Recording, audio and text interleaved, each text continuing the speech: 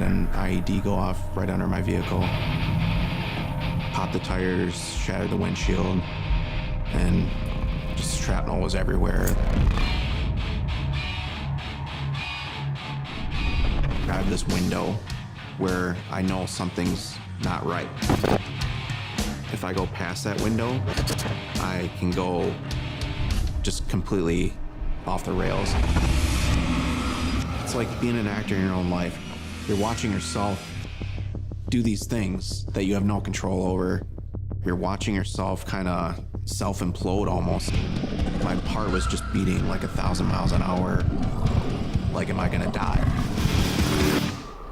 It's like a darkness. It's hard to escape from. I wouldn't wish that on my worst enemy.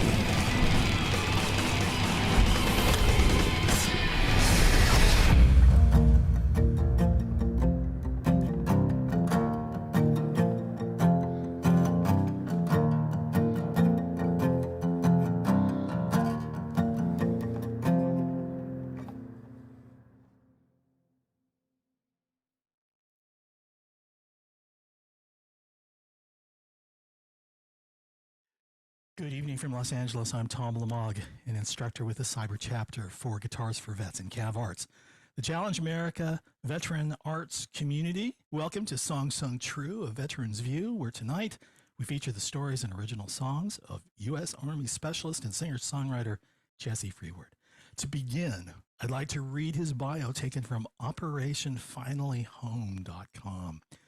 At just 18 years old and fueled by a desire to serve his country after the events of 9/11, Jesse began his military career as a cavalry scout.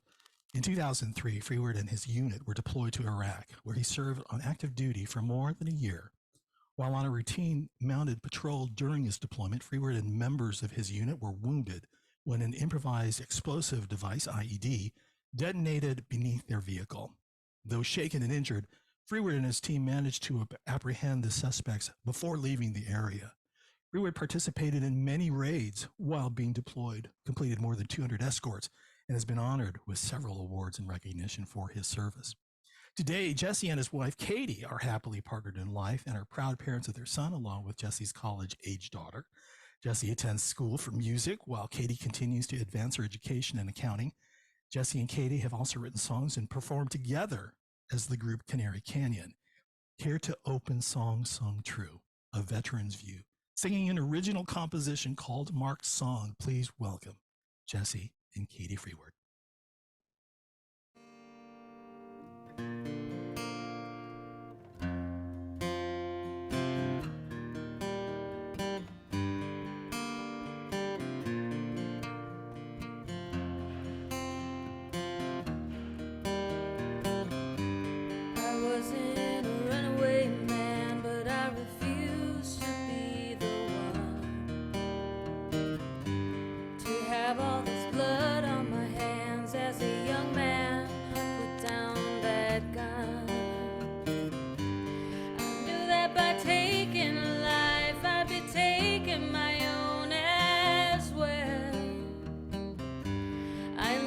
To save you, but I can't even save myself.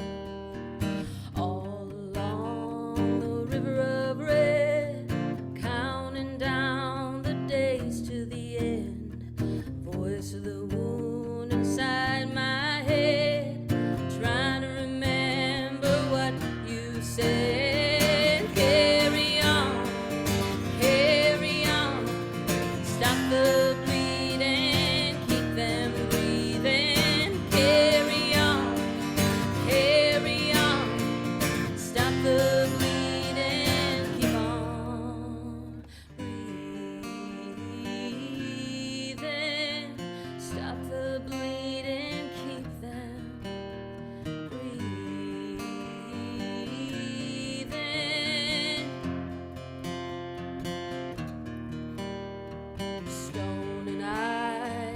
watching us climb as the sun begins to hide.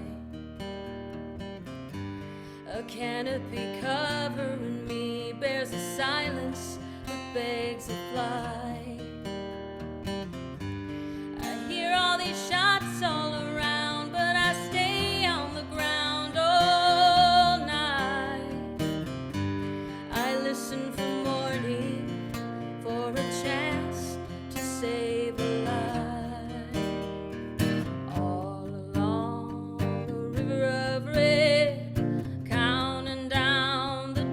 race to the end.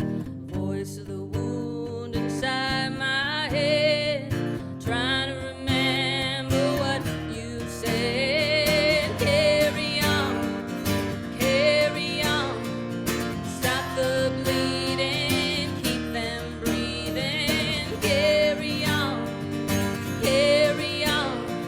stop the bleeding, keep on breathing. Carry on,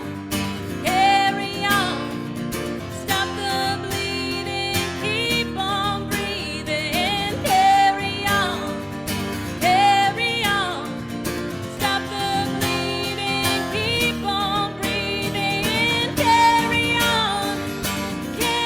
on, stop the bleeding, keep on breathing. Carry on, stop the bleeding, keep on breathing. Stop the bleeding, keep on breathing.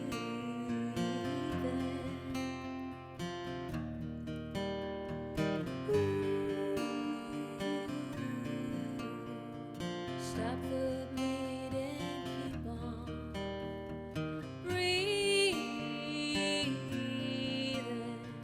Stop the bleeding, keep on. It's an original composition there. Mark's song.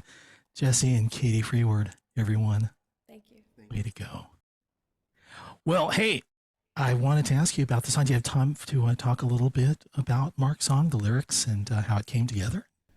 Yeah. So originally, Jason Moon of Warrior Songs approached us and asked us if we could write this veteran song, and it was for the Vietnam compilation. What year was that again? 20. I think it was 2019. 19, Yeah.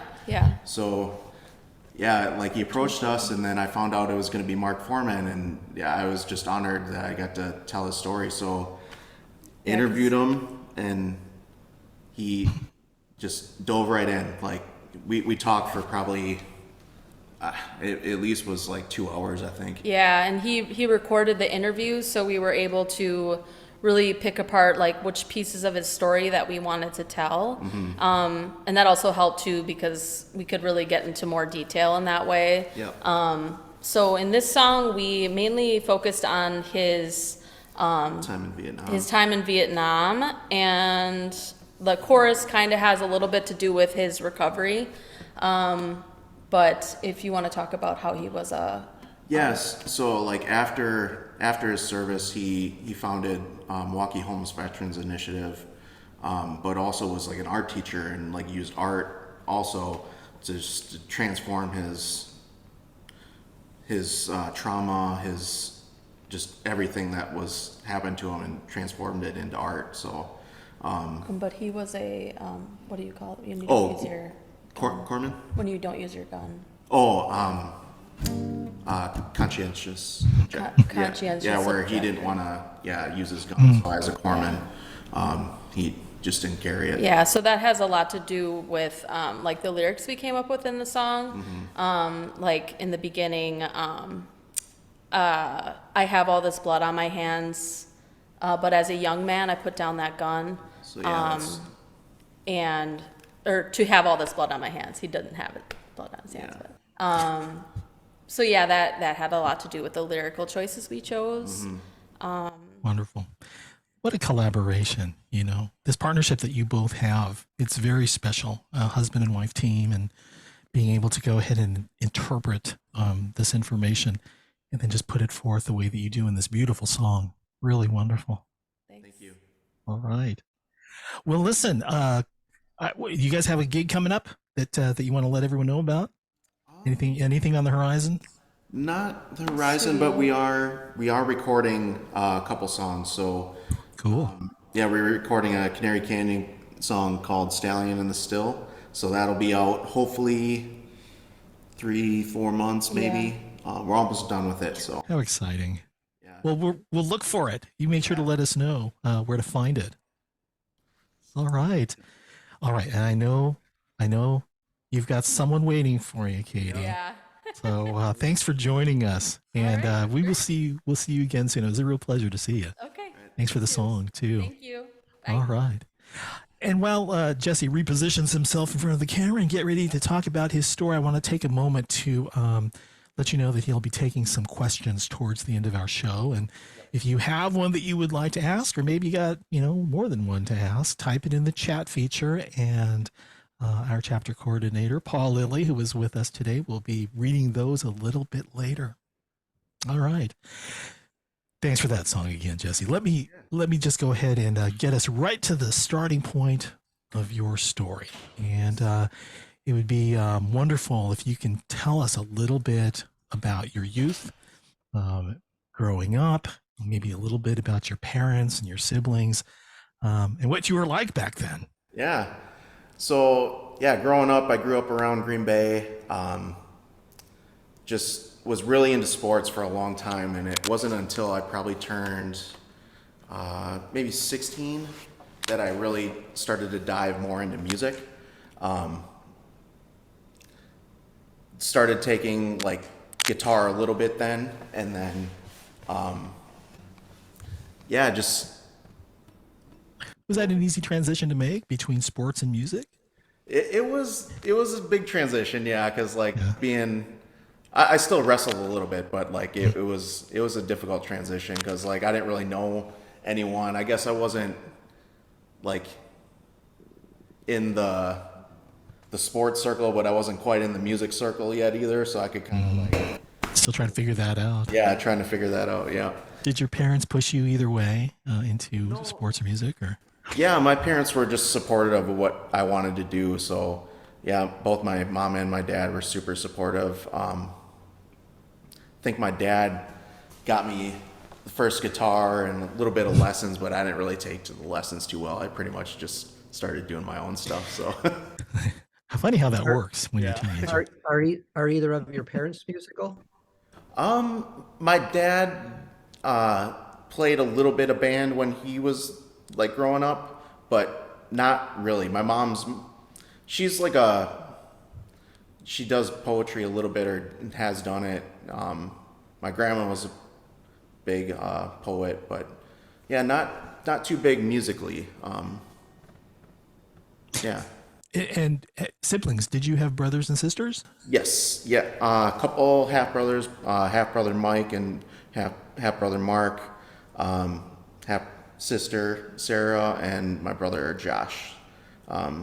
So yeah, my brother's in Appleton now, Josh, and yeah, just kind of everyone's doing really good, and Was it always that way? yeah, yeah. So where are you in the order of things? I'm in the middle, so between me and my brother Josh, I'm the oldest, but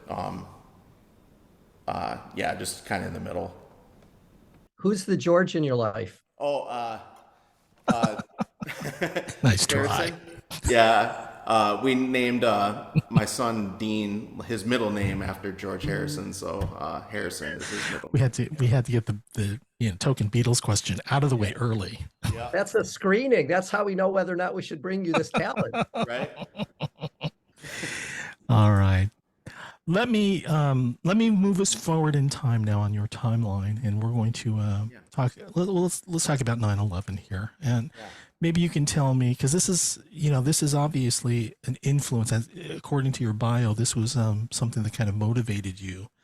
But can you tell us what some of the feelings that you remember right after 9/11 occurred that prompted you to make that step towards the Army? Yeah, just wanting to do something. I just didn't want to sit on the sidelines. I don't think that's ever been in my character. Like if I see something that's can be done, like I'll step up to do it. So that was a big piece of it. And then also like I knew I wanted to go to college one day, but I didn't really know what I wanted to study yet. So like the Army seemed like a good opportunity for that as well. So there's no like peer pressure or anything like that that was involved. This was No, yeah, it was purely like, yeah, my decision, and then, yeah, just ran with it. did your parents have anything to say about that? Did they by any chance try to talk Was you a out of little it or anything? surprised, but Yeah. yeah, they were super supportive though afterward, like after they knew I signed up, and a little worried, I'm sure, because after the events of 9/11, but they were still there to support for sure. All right. What are some of the things you remember once you entered the military that you had to adapt to that was kind of different for you? Adapting to the military, always being told what to do, like where to be, where to go, like, like that was a little adjustment. But also like, if you're not early, you're late, sort of that mentality too. Like I've read about that.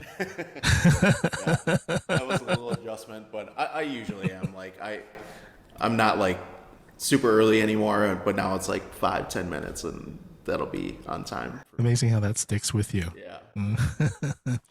You shared with me some of your personal essays, some of your writings, which people can find at medium.com. And I believe you may have indicated these are available through your website.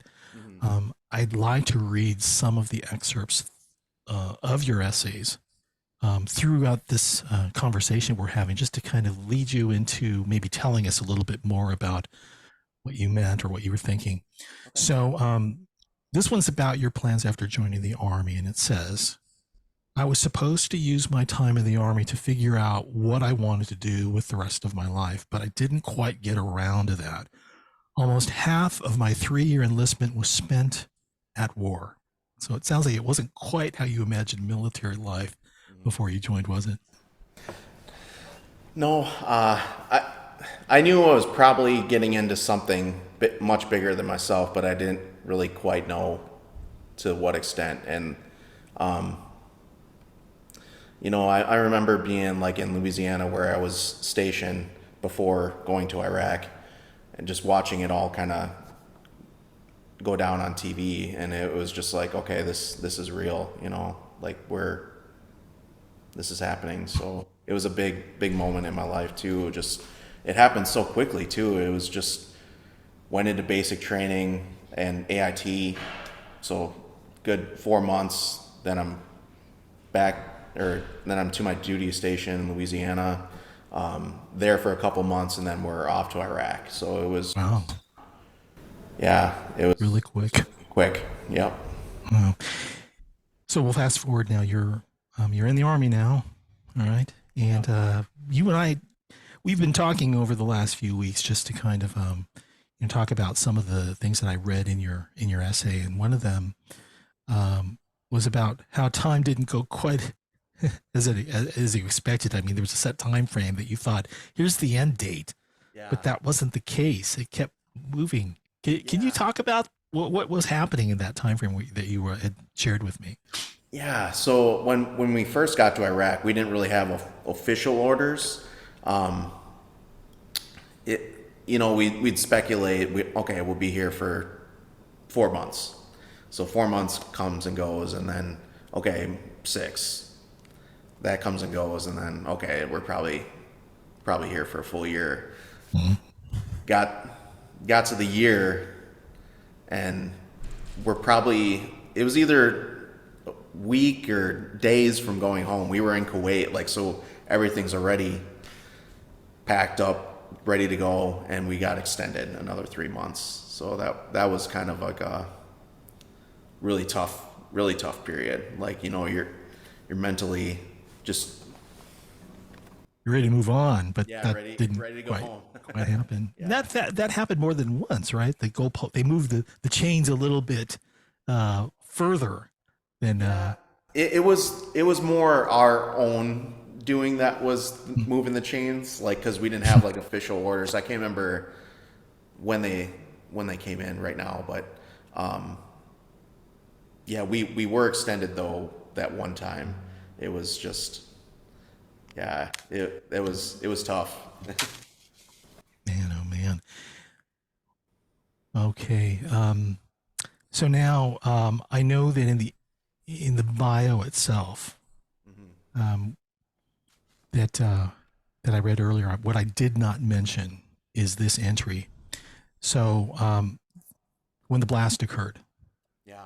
all right. So you were already into overtime, so to speak, or you're beyond what you thought that time frame would be, and then the explosion occurs. The blast lifted the vehicle off the ground, shattered the windshield, and popped the tires. And although the IED did not cause any fatalities, Frewerd, who was manning the gun, hit his head, suffering a traumatic brain injury and perforating his eardrum. Things must have been absolutely chaos Yeah. when that happened. Yeah. The first couple seconds, I don't really remember much. Like, just, I remember our TC, our tactical commander, just taking charge of the situation though right away. Like, we need to get out of this vicinity. It could be an ambush. Like yeah, like he just took charge of the situation and all that chaos. So it was, yeah. Yeah, you've talked about that in some of the interviews that I've seen as well too, and even in your essays, which is pretty dramatic. Um, so look, we are at our first stopping point for the next song. Yeah. To Save One Like Mine is what I've got written. You want to talk to us a little bit about it? Yeah. So like regarding that IED, like just I attribute that to a higher power looking out for us that day. Just everything that happened, like I think there actually was like a piece of shrapnel that was probably close to a foot long that you could see where it went into the vehicle, and had that hit any of us, like that could have been, yeah, really bad. So if not fatal. So yeah, I definitely attribute that to a higher power looking out for us. So it helped me, or I wrote this song just to kind of get that out though. My friend Mike Degener helped me write this, and then Katie also helped me kind of tweak it a little bit. So yeah, this is To Save One Like Mine. All right, let's hear it.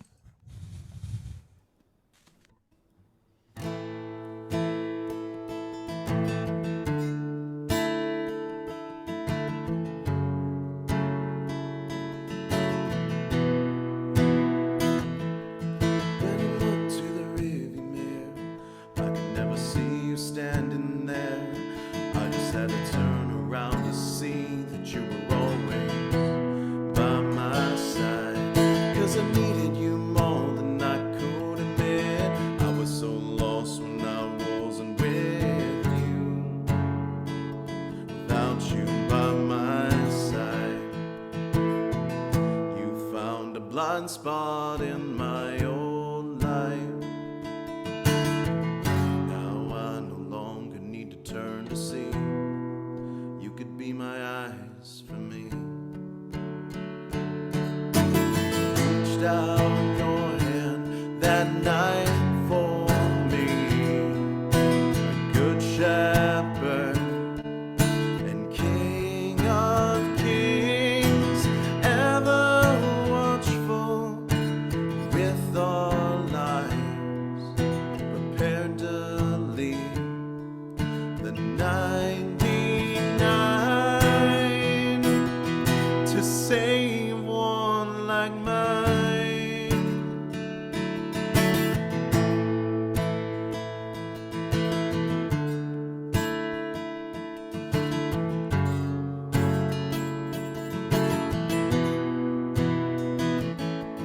When I look to what's out in front of me, I can only then just start to see the path that you gave me has set me free. It's paved with grace, 'cause I needed you more than I could admit. I was so lost when I wasn't with you. Without you by my side, you found a blind spot in my old life. Now I no longer need to turn to see.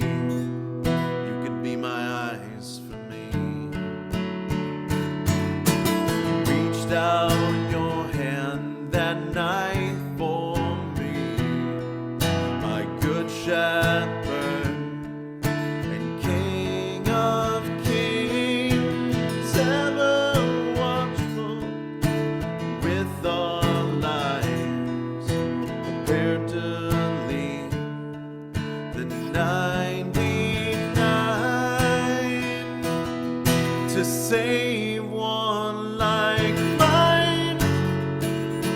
Oh Lord, you deliver me from my enemies. Let me to believe in something that's bigger than we could be. You reached out your hand that night for me, my good shepherd and King of kings, ever watchful with our lives, prepared to leave the 99 to save one like mine.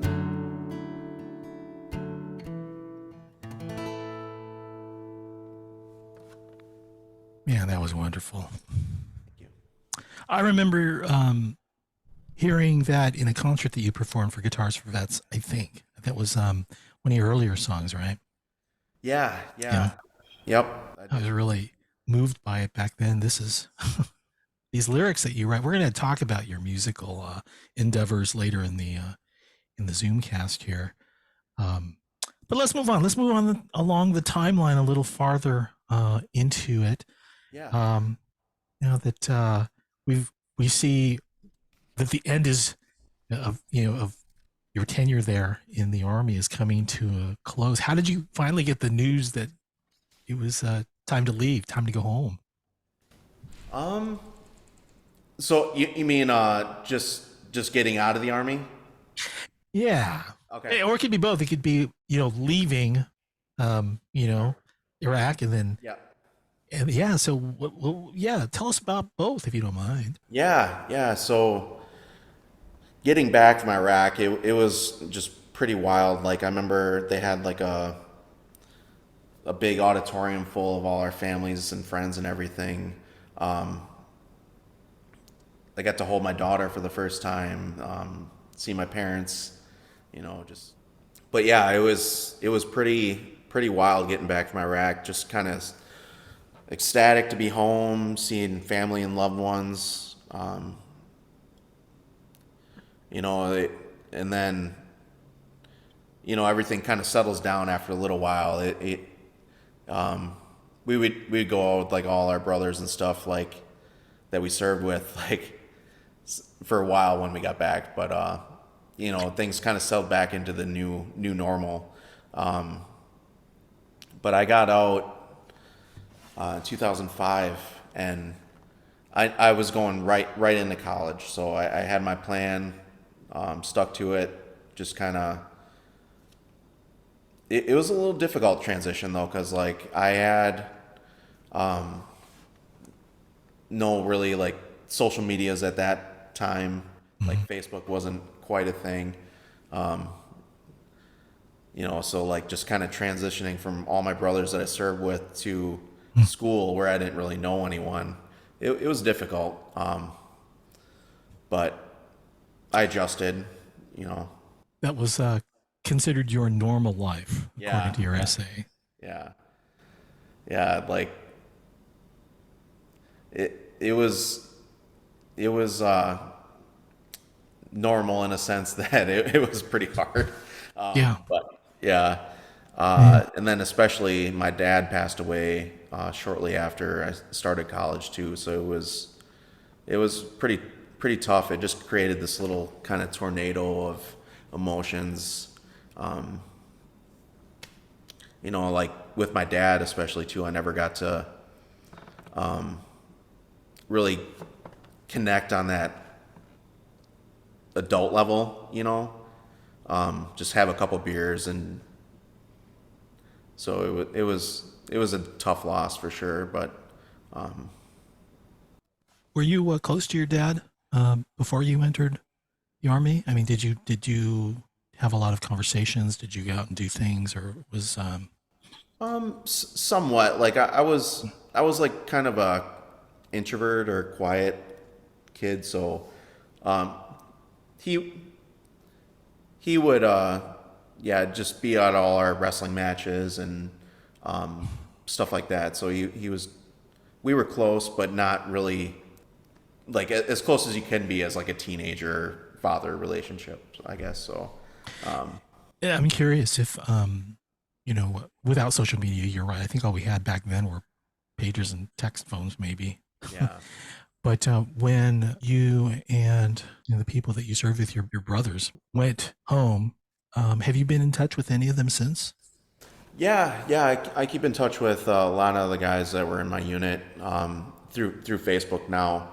Unfortunately, the guys that I work closest with don't have social media accounts. So, I wonder why. yeah.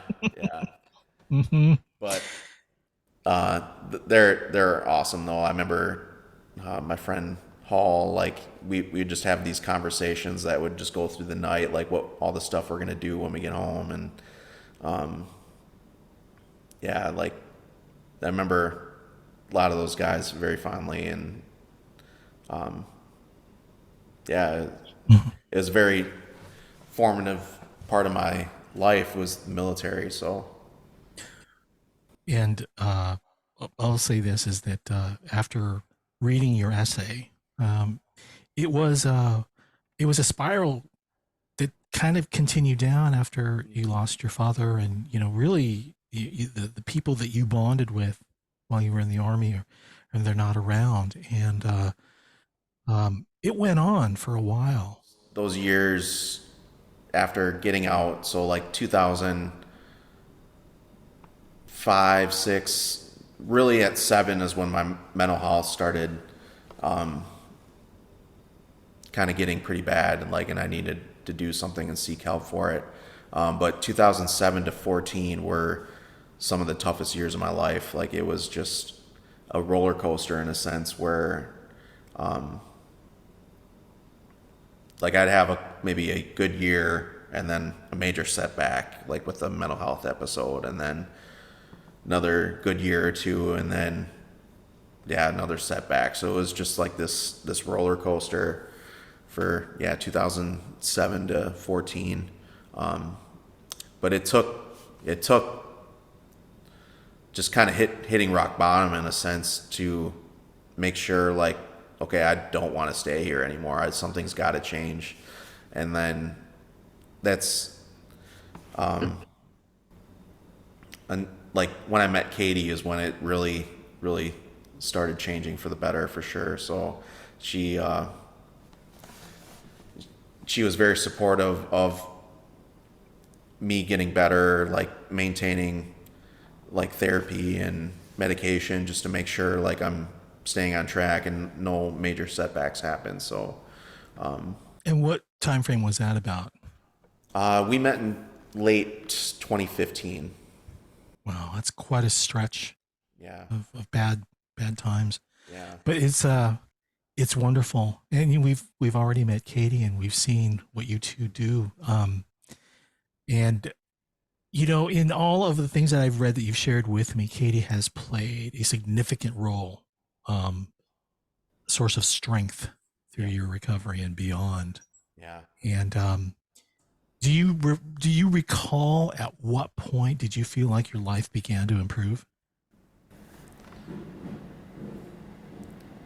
It was just after meeting her. Yeah. Yeah, because before that, like I had some ups and downs, but like that last major mental health incident that I had, I was at the lowest point. So it was 2014 till meeting Katie. I was probably at my lowest just ever been. Just kind of putting one foot in front of the other, just kind of taking it day by day because it was so heavy. It was just yeah, sleeping in all the time, just kind of like watching Netflix, all not being unmotivated. I think I almost even stopped playing guitar at one point too, and just it was pretty rough. Hey, you got a song for us. Yep. So Want to tell us a little bit about it? Rescue Me. It's Rescue Me. yeah, Rescue Me. So I got to write this with Richard Casper and Brett Gillen. Just kind of wanted to talk about who I was when the uniform kind of came off, and it kind of transformed into this song after that conversation. So, yeah. Let's hear it. Rescue Me. Jesse Frewerd.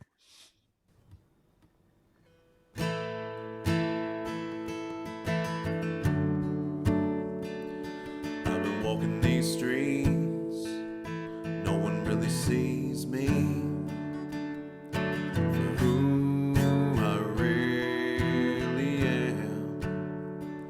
It's like I'm wearing camo, walking in the shadow, and falling through the cracks. Wish I could go back, 'cause I can't even find myself. So how could anyone else? I'm supposed to be home, supposed to be free.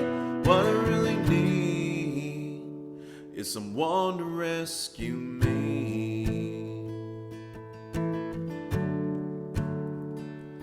I've been searching high and low, but I come to the end of the road. And now I don't know where I stand. Who I was ain't who I am, 'cause I can't even find myself. So how could anyone else? I'm supposed to be home, supposed to be free. What I really need is someone to rescue me. Whoa.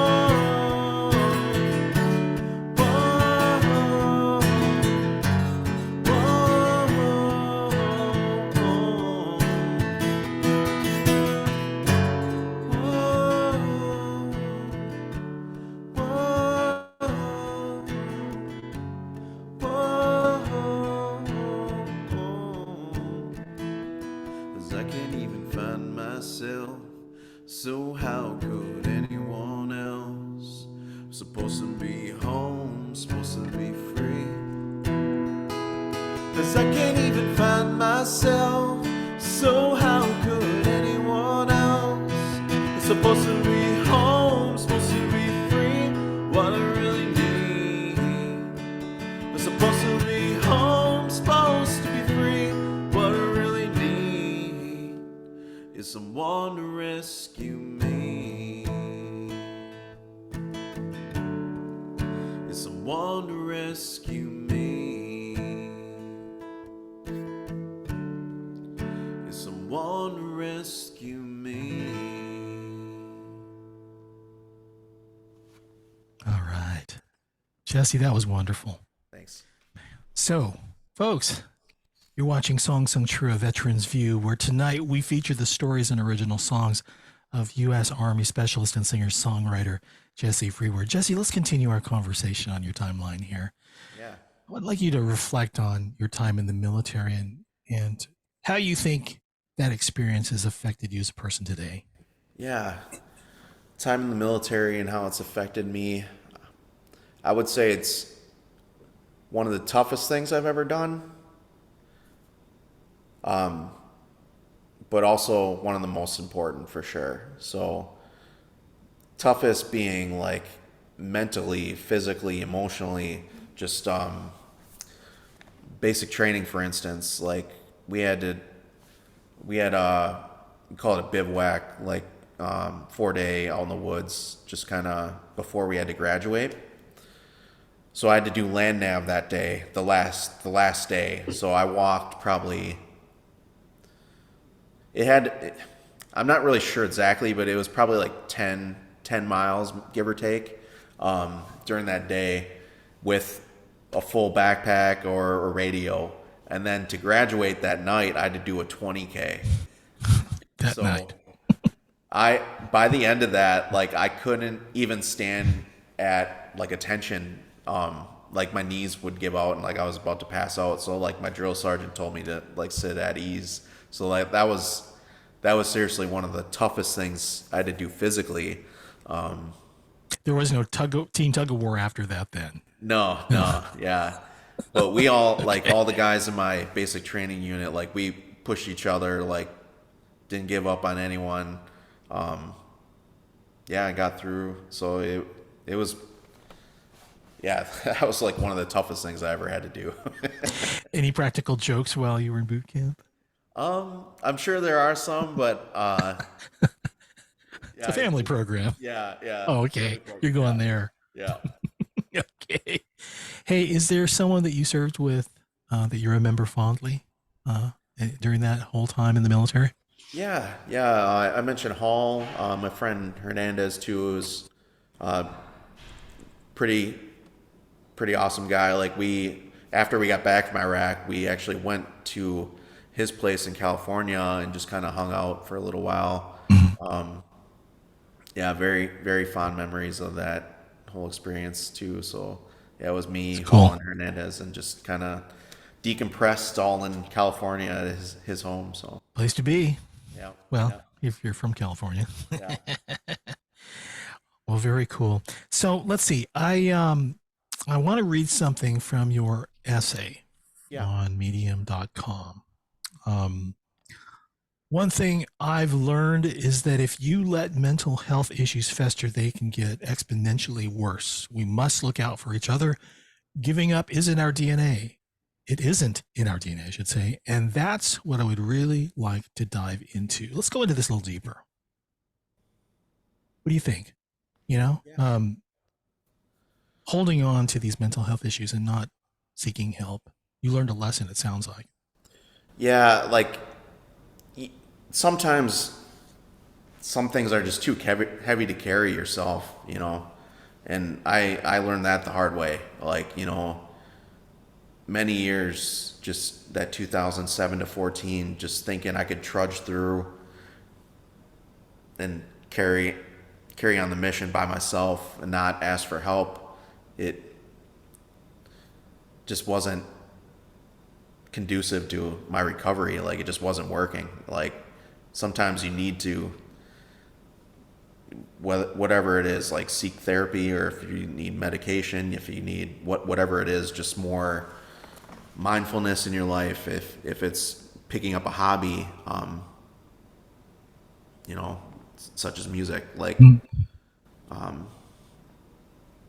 yeah, some things you just can't do yourself. So you just need to reach out, you know. There's good people that care. So Good advice. yeah. You know, in your essay, it also goes on to say, with all these hardships, I started seriously learning to play music. I originally started learning guitar back in high school, and I even took a few choir lessons to learn how to sing. I really dove into the music in general and into songwriting in particular to find my own voice.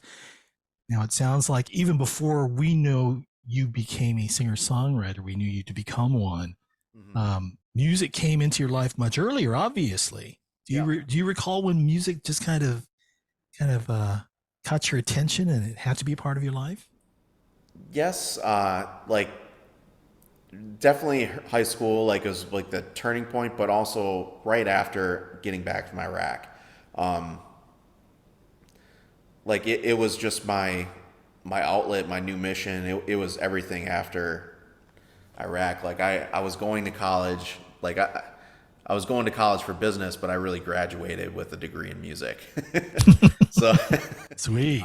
I was playing all the time. Me and my good friend Clay, he really taught me a lot about music, and just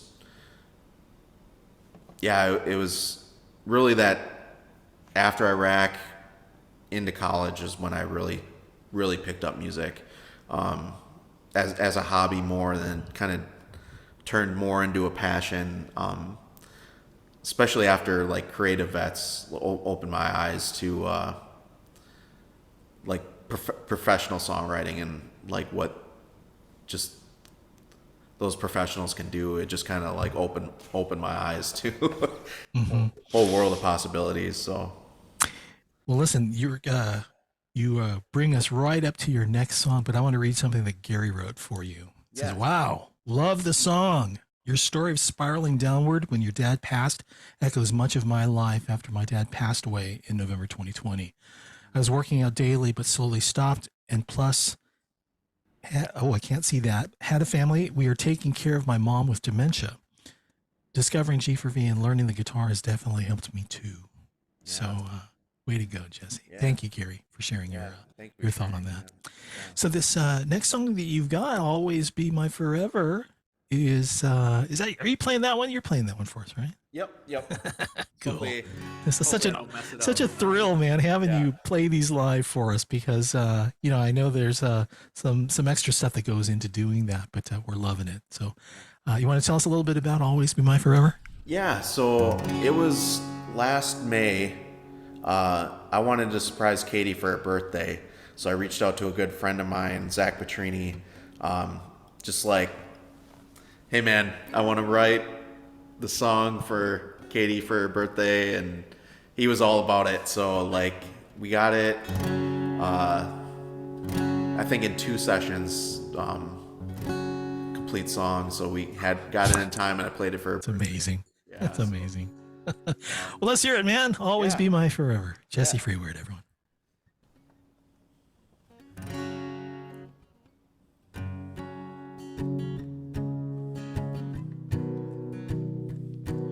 Cross, snap, and cast, then climb the stairs, shaking hands, your amber hair, and that tiny one room, lying right here next to me. Loving you was so easy, saying it was hard to do. This is what I knew. You gave my life faith, hope, and love, the kind of love you just dream of. You'll always be my forever. Didn't care how rich or poor, you saw me for so much more. You'll always be my forever. On a warm Milwaukee day, staring out at the lake, a red dress, a vision of the breeze. I held your hand, you held my gaze. Prepared words, they slipped away. There I was, down on one knee. But this is what I knew. You gave my life faith, hope, and love, the kind of love you just dream of. You'll always be my forever. Didn't care how rich or poor, you saw me for so much more. You'll always be my forever. Our lives have changed, one thing's the same. I choose us every time. We'll build a home, watch our children grow, 'cause this is what I know. Gave my life faith, hope, and love, the kind of love you just dream of. You'll always be my forever. Didn't care how rich or poor, you saw me for so much more. You'll always be my forever. You'll always be my forever. Oh man! So you have to tell us. You set up the scene for us when you played this for for Katie. Yeah, so yeah, it was, the story itself was like the first time we kind of like met, like our first date, kind of going to my place, like on Knapp Street at that time, and then second verse is when I proposed to her, and yeah, it was such a cool. And what was her reaction? Oh, she was bawling. Mission accomplished. Yeah. Way to go. Yeah. All right. Hey, listen, you're coming up on about 8 minutes to the top of the hour. We're probably going to go into overtime here. Your questions, folks, if you have questions, I encourage you to go ahead and add them to the chat.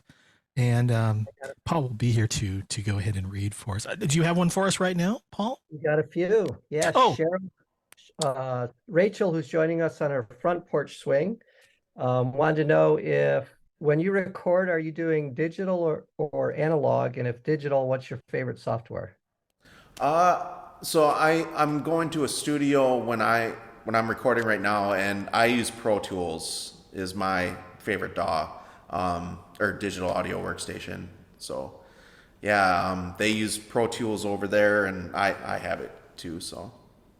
And do you, she's wondering if your songs are available, like if they wanted to learn to play your songs, are they tabbed or chord sheeted or? Not yet. So just this last song that I'm gonna play, "Soldier Coming Home," I'm recording it right now in the studio. So that should be another few more months. I'm hoping it'll be on like Spotify and Apple Music, all the platforms. So. Hey, Paul, we need to get him to play that one right now and save the questions for after, because this is the song. I think you recorded this for Guitars for. Yep. We love you. You're an ambassador, and there's a reason why. Yeah. Why don't you go ahead and do that? And please continue to add your questions into the chat, and Paul will be right back with you. So, all right. So you want to tell us a little bit about this story behind this song, Soldier Coming Home? Back in 2017, I had a really cool opportunity to go to Nashville with Creative Vets, nonprofit Creative Vets. Put me up in a hotel, fed me, and then I got there on Sunday, and then Monday we got to write this song with like professional songwriters, Adam Fears, Martin McDaniel, and Richard Casper. So just kind of told them a little bit about my story and had some ideas kind of what I wanted to write about, and this song kind of came out of it. So what a wonderful opportunity. It sounds like. Is this kind of your signature song? I mean, this is the one that is out there on YouTube, and you're singing it everywhere you go. Would this be the song you're known for? Yeah, I would say right now, yeah. Yeah, that's right. Okay, Soldier Coming Home. Let's hear it, Jesse Frewerd, everyone. All right.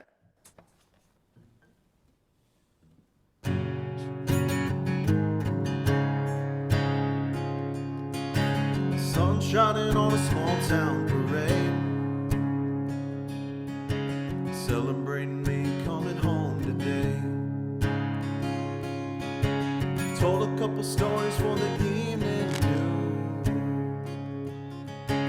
shook a few hands, got a few thank you.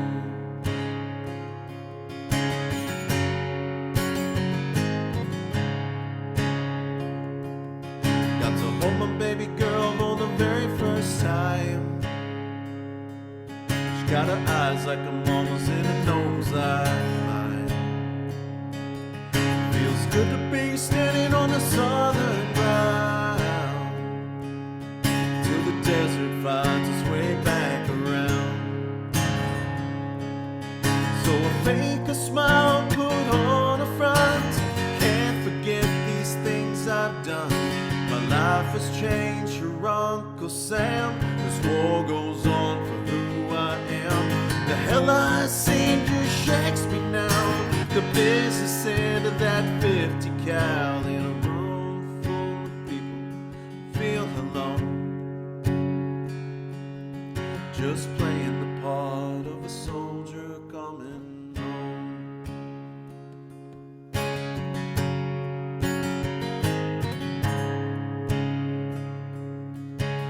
Not the man I used to be,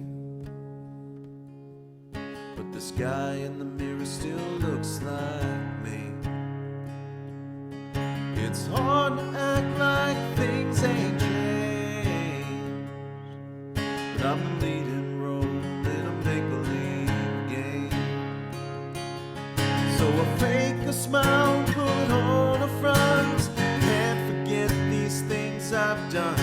My life was changed for Uncle Sam. This war goes on, who I am. The hell I seen just shakes me down. The business end of that 50 cal in a room full of people feel alone. Just playing the part of a soldier coming home,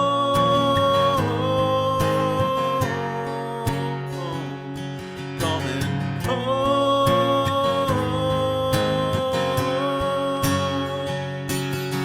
'Cause the hell I seen just shakes me now. The business end of that 50 cal in a room full of people feel alone. Just playing the part of a soldier coming home. Still playing the part of a soldier coming home.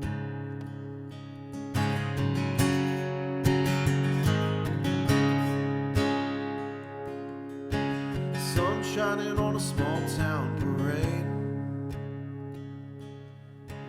celebrating me coming home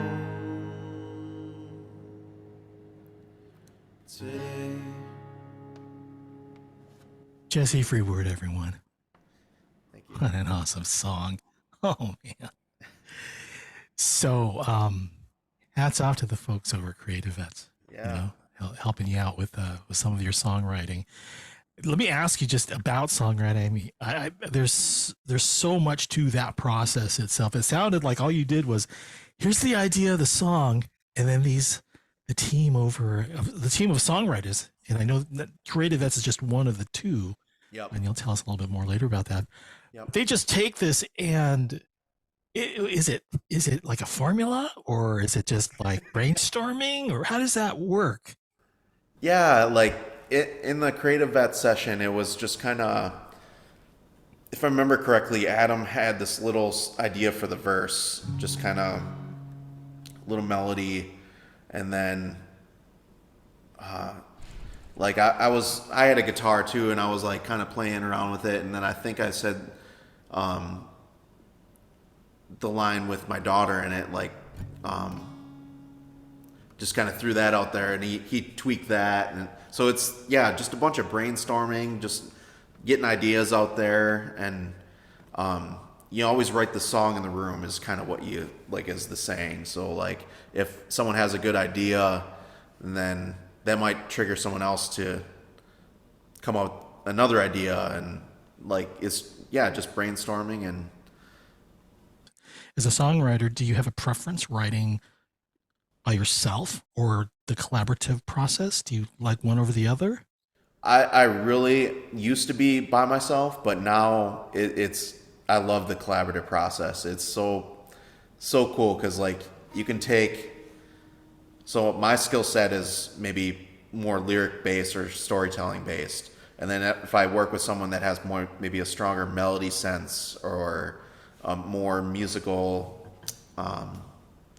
like guitar technical work or something, like you can just build something that's greater than both of you. So I love the collaborative process now, especially me and my wife Katie. We don't get quite so much while we're in school right now, or while I'm in school. But once I'm done, we'll be writing some more too. So. Oh man, how exciting to be able to create songs. In any environment, whether you're by yourself and it's you and your iPhone, it's like, I can't write this down. Yeah. Versus, and then taking it really to others you can collaborate with, and that's how it works now. I think it's time to do more Q&A because, and let me bring Paul back. Paul, it's good to see you. Hey. No more Beatles questions, please. Giving away all the secrets. If they're in the community, I got to ask them. So Of course, I would never. You ask away, sir. Jesse, this has just been an awesome evening. I really appreciate your unique talent that you're sharing with us. Thank you. Joel wants to know, and by the way, we all know as a community, Joel has at least 2 cats that we've seen tonight. But Joel wanted to know, when you first started to play and sing, were you nervous on how others would hear your voice? Very much so. Yeah. I know when I first really started, like I wasn't good at all. Like it, but you got to start somewhere, you know. So like, you kind of just got to push past that initial. Okay, this might not be good, but it can be better.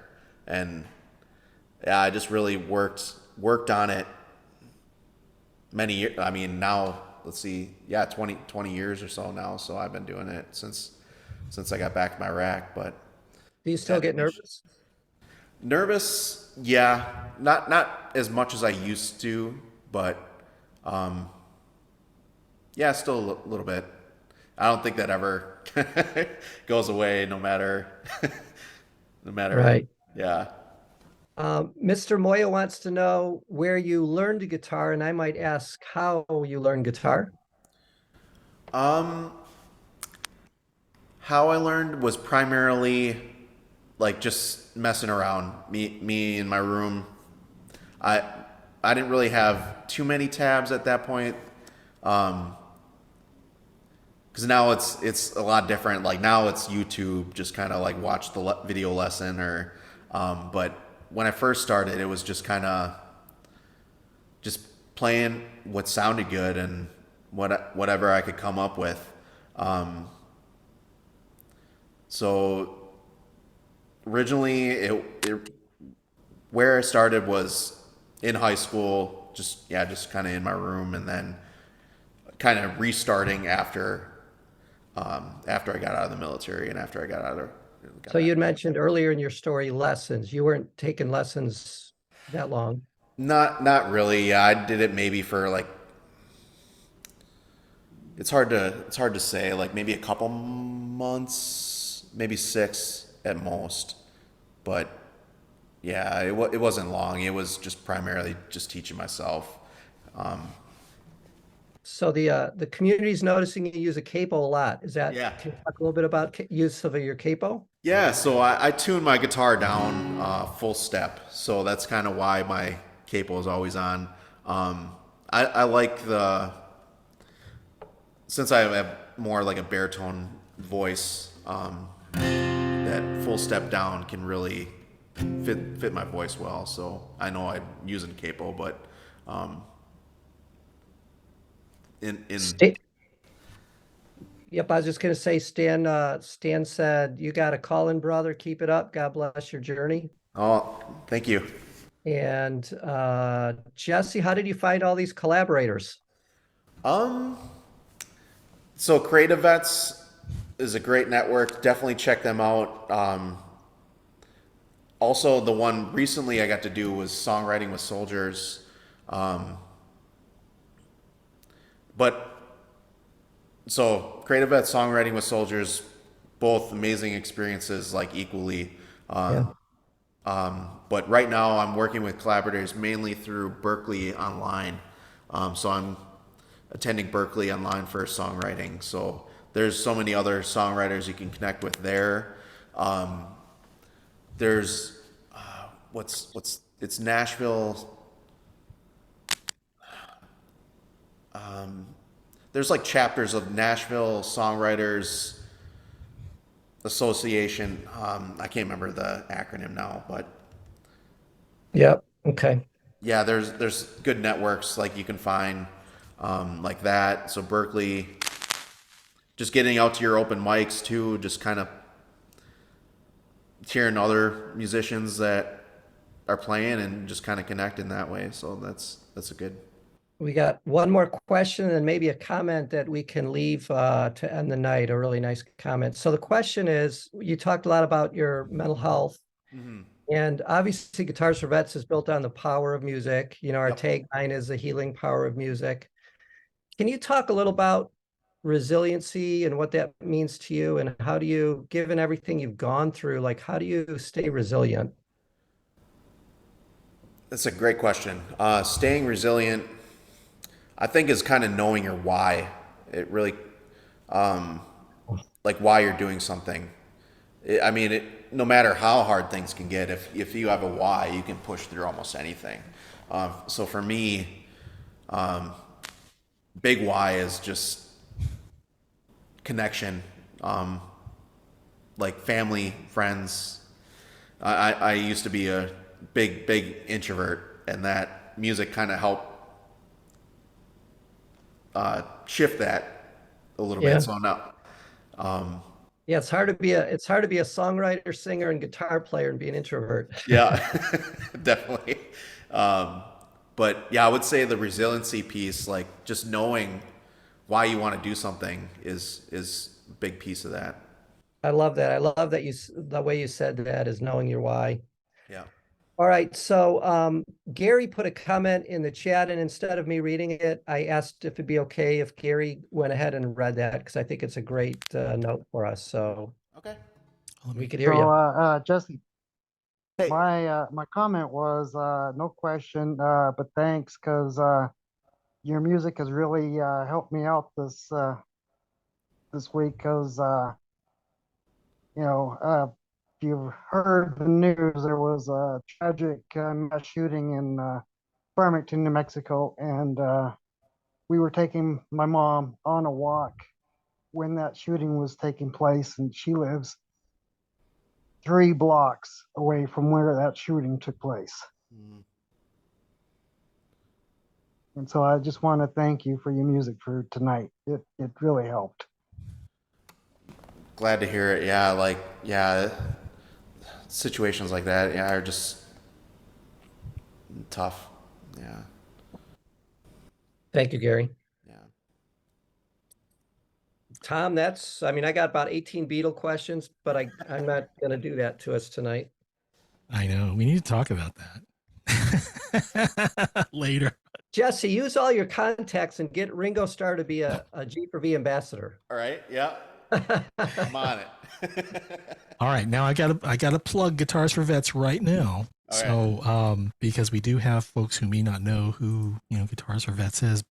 Our mission at Shame on Guitars them. for Vets, I know we're a 501c3 nonprofit organization that supports U.S. military veterans struggling with the challenges of PTSD by providing them with free guitars and both one-on-one and group lessons as well. To date, Guitars for Vets and its nearly 800 volunteers have gifted more than 6,000 new guitars, 60,000 music lessons to those who have endured the wounds of war.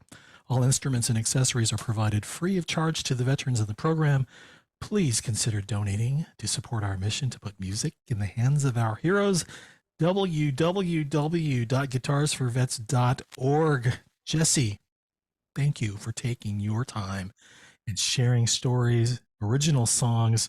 Can you tell us once again where to find your music, the gig schedule, recordings, all of that stuff? Can you point us in the right direction? Yeah. Thank you, Tom. Just jessetylerfrewerd.com. I'm also on Facebook and Instagram. So yeah, we'll have those songs hopefully no more than 4 months. Soldier Coming Home, and me and my wife, Canary Canyon song, Stallion in the Still. So hopefully 3-4 months we'll have those released, and then they'll be on the Spotify and all that. Yep. And for those of you that are on, it's way at the top, but I got Jesse's website there for you for easy clicking. Yeah, feel free to look me up on Facebook too, or Facebook or Instagram, if whatever one you use. So Very good. Hey, there's one more song that we're going to play for you now. As a songwriter, yeah, certainly you can hear the music and you can watch Jesse perform it, but the lyrics, come on, he just said that he was a lyric guy. yeah. So we're going to go ahead and play this one song and then say our goodbyes. I've Been Where You're Going. It's on songwritingwithsoldiers.bandcamp.com. Did I get that right? Yes. Yep. All right. So I'm going to share this right now. So pay attention to the lyrics, everyone, and then we're going to say our goodbyes in just a moment.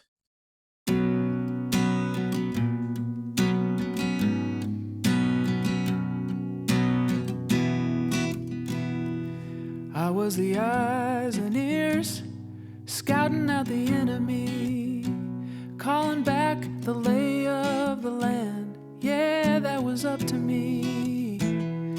Now I see you coming and the gathering storm. And I know all too well what you're headed for.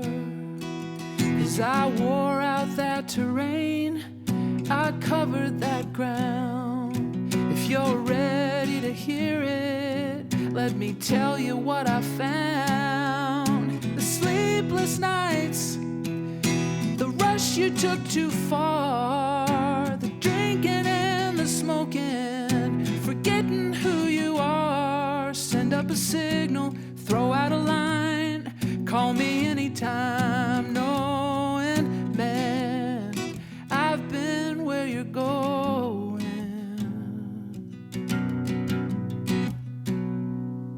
If you're anything like me, you gotta learn the hard way.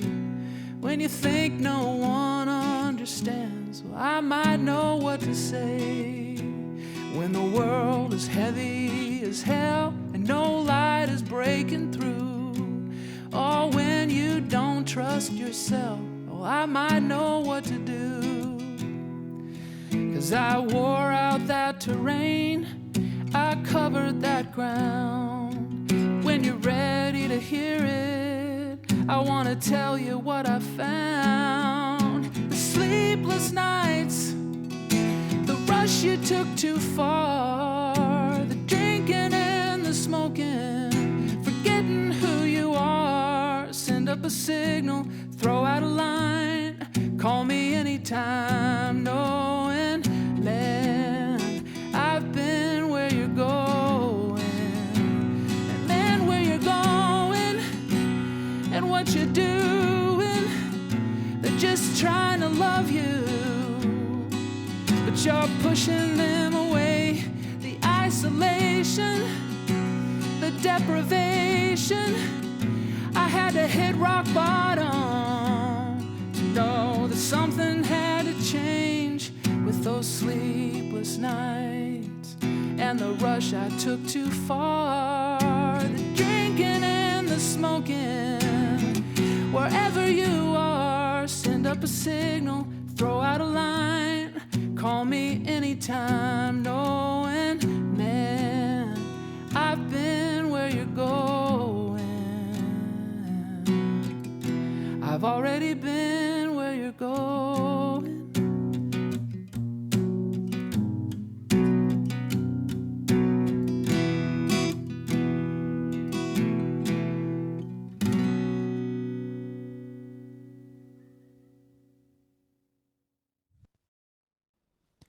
Thanks, Jesse. That was awesome. Just awesome. Man.